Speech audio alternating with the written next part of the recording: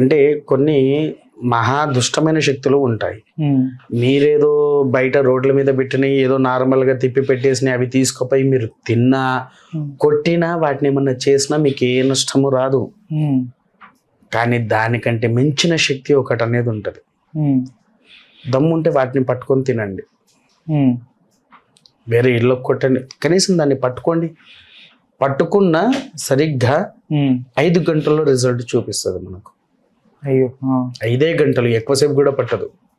5 గంటల లోపే. కానీ నేను 5 గంటలు చెప్తున్నాను. ఎందుకు అనంటే కొన్ని మహాదుష్ట శక్తులు కూడా కొలబై ఉండేది ఎక్కడ? 4 దారులు ఉండే చోట.